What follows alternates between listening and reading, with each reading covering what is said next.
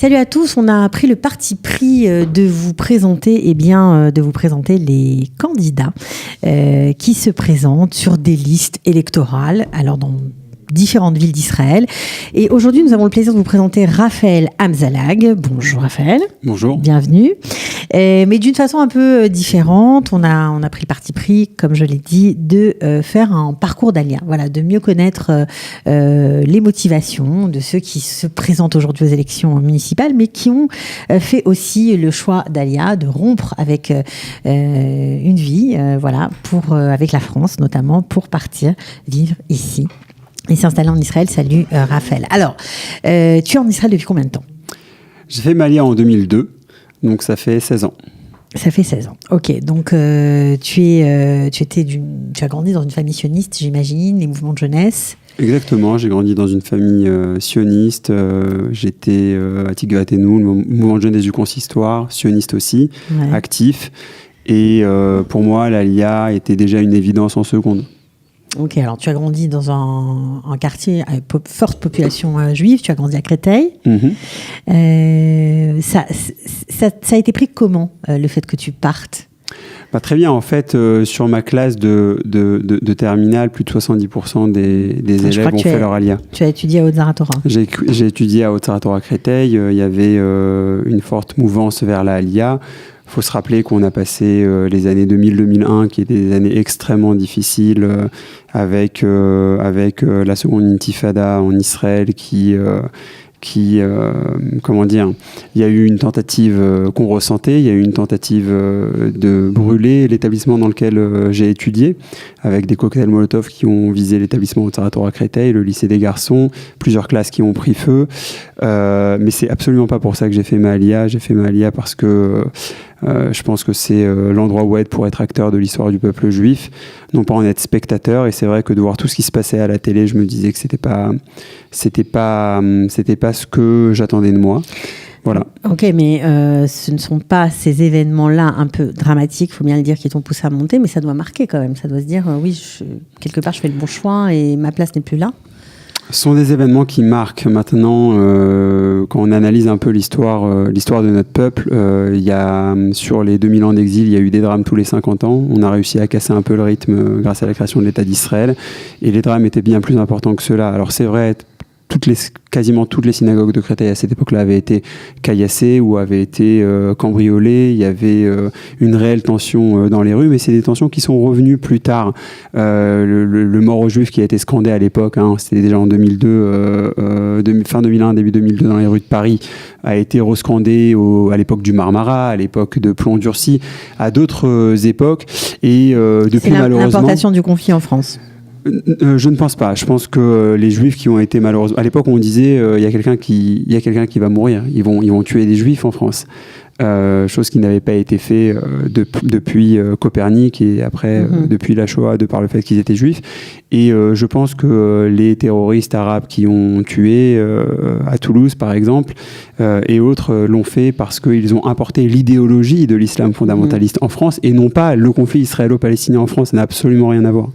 Ok, c'est un éclairage intéressant. Alors, tu as fait ton Alia, tu es directement arrivé au Merkaz Arav, tu es monté seul, sans famille. Voilà. Ok, c'était difficile ? Non. Oui, c'est difficile de quitter sa famille, je ne suis pas, bien évidemment, mais c'était pas difficile dans le sens où j'étais jeune, et quand on est jeune, c'est toujours plus facile de partir à l'aventure. Pour moi, c'était une aventure extraordinaire de surcroît, principalement cette première année à Merkaz Arav, qui est une institution majeure, et qui m'a mis directement dans le cœur de la société israélienne, de son histoire et de ses réalisations. Ça, c'était très nouveau pour toi ? Tout à fait. D'abord, d'être dans une yeshiva, donc un institut d'autres études talmudiques. C'est pas du tout le même rythme, c'est pas du tout le même cadre. Je sortais d'un cursus scolaire, bac S, etc., classique. Mais surtout d'être dans une institution qui existe, qui a été fondée au même moment que l'Université hébraïque de Jérusalem dans les années 20. Donc on est vraiment sur une des institutions qui ont fait l'histoire de l'Israël d'aujourd'hui. Alors bien sûr, dans la même mouvance que tous les étudiants de Merkaz Harav, tu programmes un service militaire, voilà. Tu rentres dans les parachutistes combattants. Qu'est-ce que ça a été ? Est-ce que ça a été pour toi, comme d'autres Olim Hadashim, un choc l'armée ou ça a été une grande fierté, les deux ? C'est une grande fierté de toutes les façons. Le choc, on le vit aussi. Bien sûr, lorsqu'on vit ce choc, on peut ou le surmonter, en ressortir renforcé ou effectivement en ressortir brisé. Moi, je pense que j'ai eu une chance extraordinaire d'avoir des compagnons d'armes remarquables, d'avoir des officiers remarquables, d'être dans une unité particulière. Et j'ai vraiment été accompagné. On a loué à l'époque on louait un appartement de Chayalim Bodedim avec un ami qui était dans Harouv, un autre qui était dans Golani. On se retrouvait, on était tous là-bas 3-4 jours par mois à tout casser, mais c'était suffisant, c'était notre petit coin et l'armée a vraiment tout pris en main, de la machine à laver jusqu'au repas quand il le fallait, et voilà, j'en passais des meilleurs. Donc on était vraiment entourés. On parle souvent du melting pot, du fait que ce soit vraiment un creuset d'intégration pour le coup, l'armée, d'être avec des gens complètement différents. Ça l'est, et on le voit clairement. Moi, je vois au niveau de l'intégration, en tout cas, je vois clairement. Vous savez, à Netanya, 1 Olé sur 3 arrive à Netanya. C'est à peu près la statistique sur les 10 dernières années. Et on sait que ce qui a fait doubler le chiffre de l'Alia, c'est pas qu'il y a énormément plus de jeunes ou énormément plus de retraités, c'est que les familles se sont mis à monter en cours de parcours. En général, les familles qui montent en cours de parcours n'ont pas fait l'armée par la force des choses. Elles n'avaient pas besoin de le faire, elles étaient en France. Et là, on remarque que ces éléments, cette réactivité, ces automatismes qu'on apprend dans ce grand organisme qu'est l'armée pour le citoyen israélien, c'est fondamental. Ça leur manque. C'est pour ça, d'après vous, que certaines familles ont du mal à s'intégrer, à apprendre la langue, à faire corps complètement avec la société israélienne ? Pas nécessairement.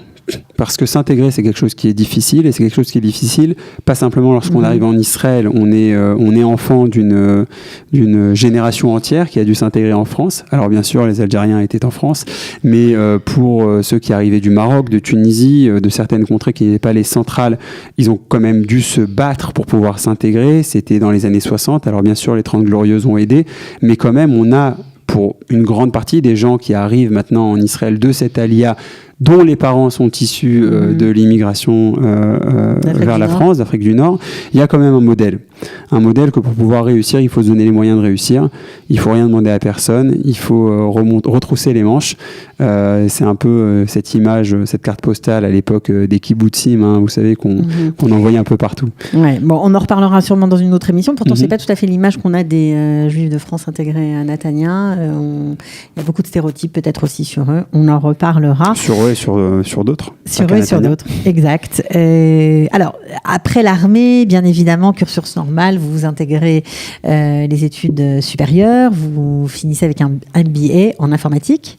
Le MBA, c'est en business, le B-Science, la licence d'ingénierie informatique, et après j'ai été côté business, vu que ça desservait bien le projet professionnel que j'avais mis en place. Donc vous étudiez dans un établissement de prestige, le collège académique de Netanya.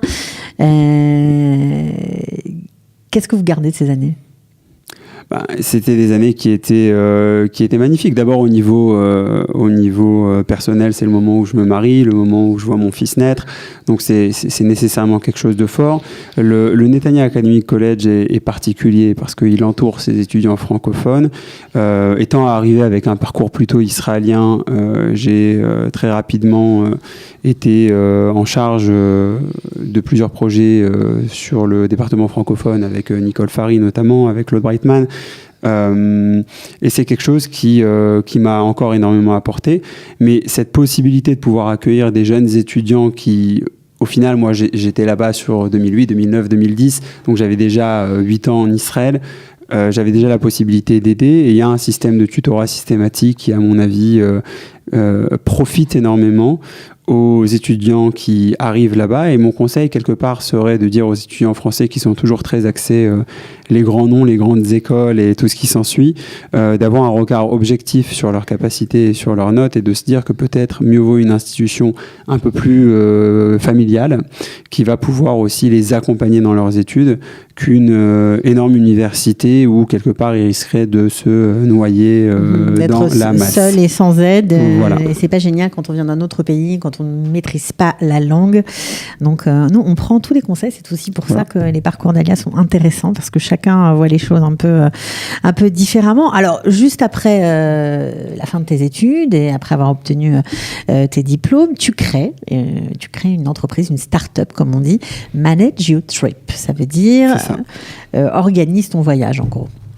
Alors, c'est une solution pour les professionnels de tourisme, d'accord, une solution de gestion, j'imagine. Exactement. C'est une solution pour les tours opérateurs qui gèrent en fait tous les process, calcul, émission de devis, création de l'excursion, envoi des programmes, réservation vis-à-vis des prestataires de services, et ça termine avec la partie compta. Alors, comment t'es venue cette idée et quel soutien tu as eu pour te lancer ? Alors, comment m'est venue l'idée ? Très simple. En fait, déjà en 2005, je fais à la Khavaya israélite, à l'expérience israélienne, un cours de formation pour devenir guide. Ok. Et, ça, c'était en plus de tes études ? C'était en plus. Donc, en fait, je me nourris essentiellement au cours de mes études, parce que j'ai quand même une famille, en enseignant dans des classes d'Olim, en donnant des cours et en étant guide touristique. Donc, sur des projets connus comme Bible en main, Bac Bleu Blanc et d'autres, Volontariat Sarel, etc. Donc, lorsque je suis après employé chez divers tours opérateurs, je remarque que c'est une industrie qui fonctionne de façon tout à fait manuelle. Oui, parce que c'est les tours opérateurs qui t'embauchent, entre guillemets, pour accompagner des groupes. C'est ça. D'accord. Donc, tu te rends compte... C'est manuel, c'est des classeurs, c'est des mails, c'est des fax, c'est voilà. Donc il n'y a pas de centralisation, il y a énormément de double saisie et il y a des informations qui se perdent, il y a des données qui se perdent, il y a tout un écosystème qui fonctionne chacun avec son système.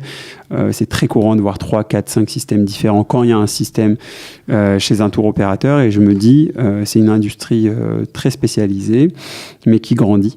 Parce que les gens voyagent de plus en plus de façon organisée, même si les groupes sont de plus en plus restreints en nombre de participants.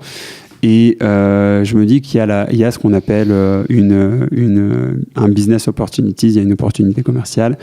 Et je me mets dans mon garage pendant 6 mois, que je n'avais pas d'ailleurs. Je crée un prototype. Dans le garage, ça commence bien, ça me rappelle une belle histoire, une belle success story. C'est ça. Et après, je vais lever des fonds et depuis ça n'arrête pas. Voilà. Depuis, ça marche. Tu vends ton système dans 8 pays différents. Aujourd'hui, oui. Ouais, et vous êtes une dizaine d'employés. C'est ça, exactement. Donc, c'est déjà pas mal. Je crois même que tu travailles en famille. Oui, je travaille avec mon frère qui est le CTO de la boîte, donc qui est en charge du développement technologique. Alors, comment tes parents qui vous ont vu partir assez jeunes voient votre réussite aujourd'hui, voient le fait que vous travaillez ensemble, que vous êtes en Israël, que vous avez construit un... D'abord, ce sont des parents juifs, une mère juive, c'est toujours très objectif vis-à-vis de ses enfants. Donc, ces garçons en plus. Voilà, ouais. Ça, même si on avait été beaucoup moins successful, je pense qu'on serait toujours au top à ses yeux. Mais non, blague mise à part, je pense qu'ils en sont très fiers. Ils nous ont toujours énormément poussés et pour le coup, ils le sont, mais ils sont pas du type à le dire tous les jours. Est-ce qu'ils vous ont rejoint aujourd'hui ? Oui, ils sont arrivés en 2011. Ils étaient tous deux enseignants, ils ont attendu leur retraite et ils nous ont rejoints. Ok. Alors, ça, c'est le côté professionnel, mais le côté informel et le côté de la vie de tous les jours aussi est assez important chez toi, parce que en tant que talent à Netanya, à Kiryat HaSharon, tu as fondé aussi une communauté qui s'appelle Keilat Ishai. Pourquoi t'es-tu lancé là-dedans ? Alors, Isha, Yachat Shifté Israël, tout simplement, j'arrive dans un quartier qui, à l'époque, n'avait pas le succès qu'il a maintenant. Oui, tu peux expliquer un petit peu où ça se trouve par rapport à Netanya ? Kiryat HaSharon, c'est à l'ouest, en fait, de Netanya. Donc, vous connaissez peut-être la mer. Vous prenez 10 minutes dans les terres et vous arrivez à peu près à Kiryat HaSharon en voiture. C'est très près de Netanya. Oui, ça appartient à la ville de Netanya. Ça appartient à Netanya, mais bien entendu. Vraiment... Mais dans l'idée, lorsqu'on arrive là-bas, il y a plusieurs communauté. En fait, l'essentiel des jeunes qui ont grandi à Netanya trouvent à habiter à Kiryat HaSharon. Donc ceux qui ont leur famille, parce que c'est moins cher, effectivement, parce que c'est moins cher, parce que c'est neuf, parce qu'il y a un quartier qui est un peu plus pratiquant et ça leur convient, etc., etc. Sauf que en termes d'infrastructure, les synagogues sont toutes full et on a beaucoup de mal à trouver une communauté qui peut nous accueillir. Donc on se réunit et on dit quelque chose d'un peu visionnaire. On dit qu'au final, nos enfants, ils sont au niveau des établissements, ils prient du CP jusqu'à la yeshiva plus. Ils vont prier de la même façon, c'est-à-dire qu'ils vont être dans les mêmes minyanim, dans les mêmes offices. Et donc, il n'y a aucune raison de préserver une scission entre Ashkénazes et séfarades. Il faut au contraire réussir à créer une communauté où les particularités de chacun peuvent s'exprimer, mais ce n'est pas à cause de ça qu'on doit se diviser le Shabbat, alors qu'on vit avec ces gens-là toute la semaine et que ce sont nos amis toute la semaine. Et donc on crée cette synagogue et ça... Donc une synagogue mixte, sans famille on va dire, Ashkénazes et séfarades, sans famille. Sans famille aujourd'hui qui sont membres de la synagogue, de notre communauté, parce que c'est aussi des activités, c'est aussi des commissions d'aide aux femmes qui accouchent, aux personnes en difficulté, malheureusement aux personnes qui sont Yoshev Shiva, c'est des activités communautaires pour les fêtes et une association de Chesed qu'on supporte qui distribue des centaines de colis chaque semaine. On dit souvent que les Juifs de France sont les Juifs du milieu, sont les Juifs qui, par leur histoire, par le fait d'avoir vécu à l'étranger, d'avoir été en minorité, ont la capacité de faire le liant qui manque dans la société israélienne. Tu es d'accord avec ça ? C'est ce que dit Myriam Feyerberg, Madame le maire. On va y arriver, je pense, peut-être un peu plus tard dans cette discussion. Mais moi, je suis persuadé que la particularité des Juifs de France, si vous voulez, c'est cette capacité de comprendre qu'on est avant tout juif. On n'a pas notre secteur ne prime pas sur notre identité primaire, en fait. Et le deuxième point qui est vraiment important, c'est ce respect vis-à-vis de la tradition, peu importe combien la personne en question pratique elle-même. Et ces deux éléments-là, qui sont en fait une notion de respect qui est transcendante, c'est pas quelque chose qui est propre à ce qu'on est. Je pense que c'est propre justement à cette éducation qu'on a reçue de nos parents qui viennent entre autres d'Afrique du Nord et du vivre ensemble qu'on a créé avec les communautés ashkénazes, qui constituaient la communauté juive de France historique d'avant-guerre, en tout cas d'entre-deux-guerres, parce que entre deux guerres, on a énormément d'Hongrois, jusqu'en 62, apparemment, c'était voilà, plutôt ashkénaze. On va dire ça en France. C'était comme ça. Et donc, il y a cette rencontre, et c'est une rencontre qui marche.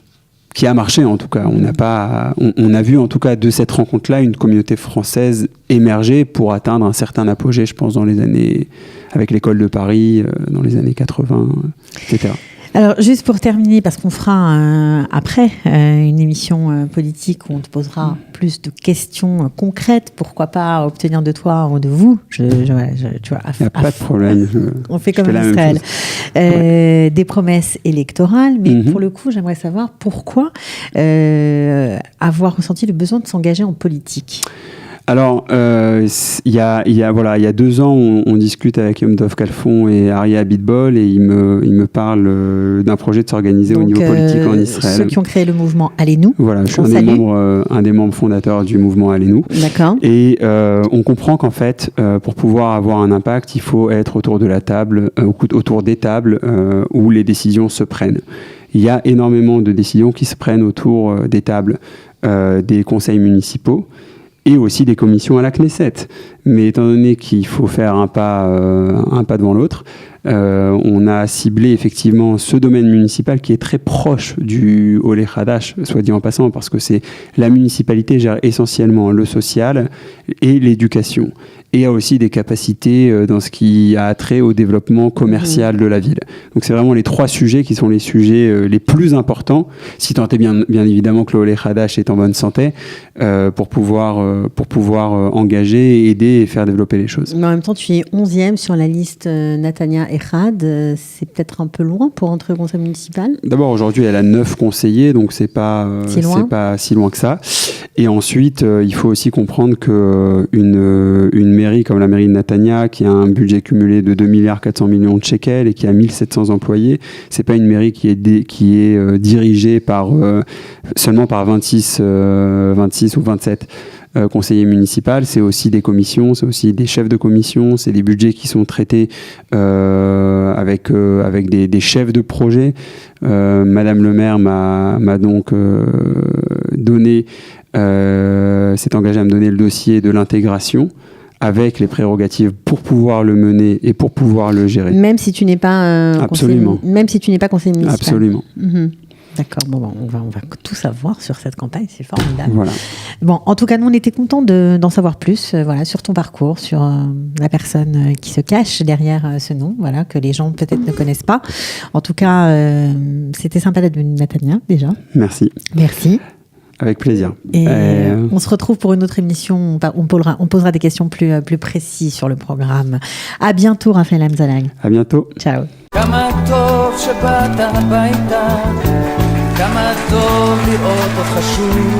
Ils ont relevé le défi de l'Alia. Studio Kalita vous raconte leur histoire. Alia Story, c'est vous, c'est nous.